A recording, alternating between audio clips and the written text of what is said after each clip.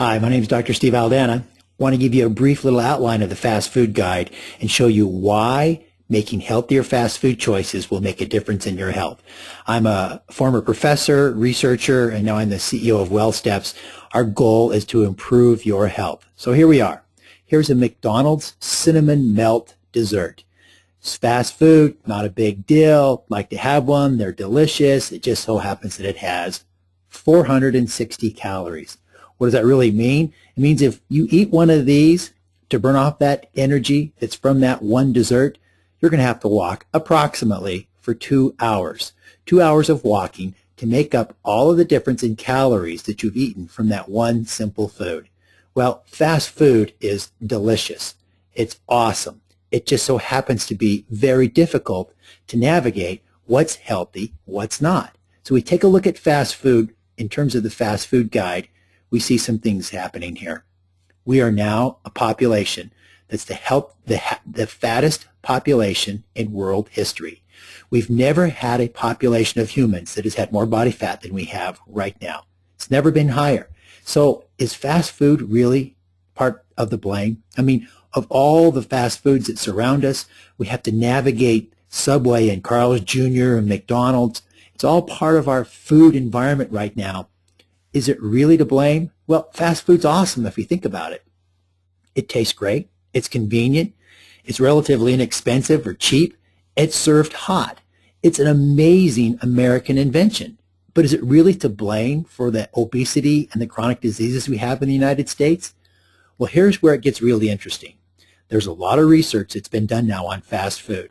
We know several things. First off, if you eat a lot of fast food, you have more fat in your diet, more saturated fat in your diet. You have fewer fruits and vegetables, and you have more body fat. So good studies have documented that right now. But it goes even further. If you live in a neighborhood where there's lots of fast food restaurants, you're dramatically more likely to eat at those restaurants. In fact, if you live in a neighborhood that has a lot of fast food restaurants, you're actually more likely to die of heart disease and chronic disease. And lastly, the states that have the most fast food restaurants are also the states that have the highest rates of obesity. The most fast food restaurants per square mile. Well, a lot has happened, and we know an awful lot now that we didn't used to know. The Harvard School of Public Health, in addition with other schools, have started these really large studies. One of them is called the Nurses' Health Study. 300,000 nurses. They gathered information from these women. They also did the same study on men. Asked them what they're eating, asked them about their health status, and then they let them go. Came back 20 years later and looked at these individuals and said, how's your health? They found out who was healthy, who was not, and then they went back at their original data and said, what have these people been eating all this time? From that research, they came up with some really interesting stuff. First off, they said, of all the people in the study, the ones that are the least healthy, the ones that have the most chronic disease, what were they eating? And this is what they got. They got this Western diet pattern.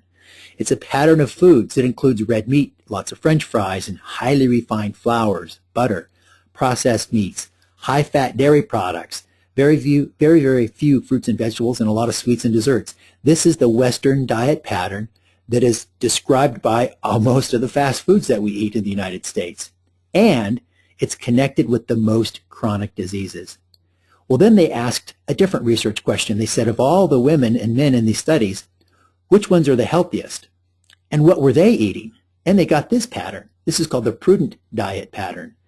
Based on whole grains and healthy oils and plants, fruits and vegetables, nuts and beans, a little bit of poultry and fish in there. And then at the very top of this pyramid, which this should be eating sparingly, is where we get highly processed potatoes and flours and red meats and dairy products, where a lot of the fast foods are. Well, there's a difference between those who eat a healthy diet and those who don't. The difference is the type 2 diabetes is much higher for those who eat the typical American fast food diet. Cancer, cardiovascular disease, premature death, Alzheimer's disease, and even erectile dysfunction in men are diseases that are associated with eating a lot of typical fast foods. That's why we want to help people change their diets ever so slowly by making simple choices. So we took a large panel of nutrition experts, people who really understand nutrition and how it impacts health. Then we took 8,000 of the most common fast foods in the United States, and we had them rate them on their food nutrition quality from best to worst. Then we took those ratings and we color-coded them red, yellow, and green, and that produced the Stop and Go Fast Food Nutrition Guide. There's a printed version, and then there's the free app that you can get through the Apple App Store. The free app and the nutrition guide show you how to navigate the fast food maze. In fact, we've taken this healthy, prudent diet pattern. We said, let's make green foods, yellow foods, and red foods. Let's just identify those that are in the fast food area that work. Red foods, those that have trans fats, those that have more than 13 grams of saturated fat, or that are really highly processed. They're going to get a red color.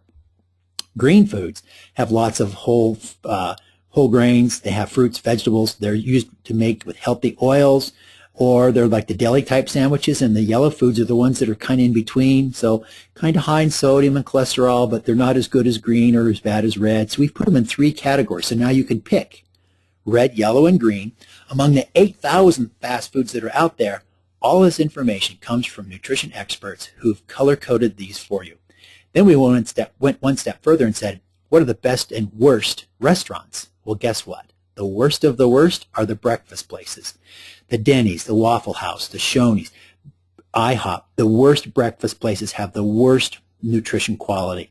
Then we go down to Sbarro's, Pizza Hut, Chick-fil-A, Panda Express. We get to the Subway sandwiches, the Blimpies.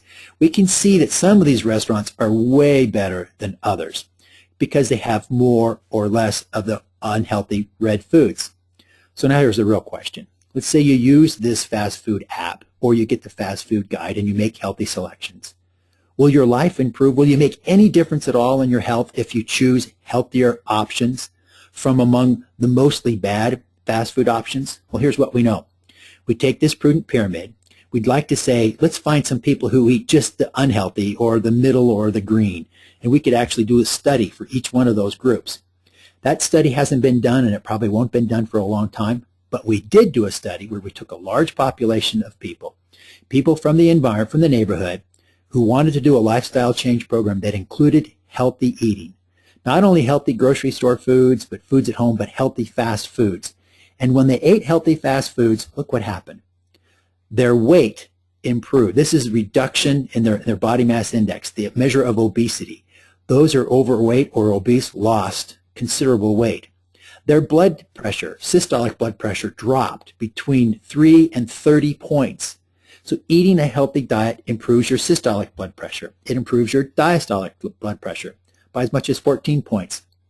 But it doesn't stop there. It improves your blood cholesterol by almost 50 points if you're going to eat a healthier diet. Now, these results are what happened in 6 weeks. How about those that are pushing diabetes? Blood sugars, your glucose, almost a 46% drop for those that were diabetic when they started.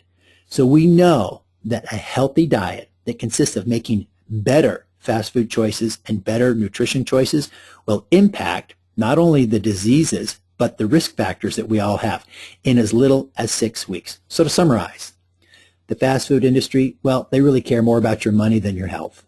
That's what they're in it for. And this fast food guide will help you eat healthier. When you do, a healthy diet is going to lead to a healthy body weight and fewer chronic diseases. Use this free app. Use it to make better choices. You can go to fastfoodbook.com and actually get a printed copy, or you can continue to get updates to the app. Make better choices. Your health will improve.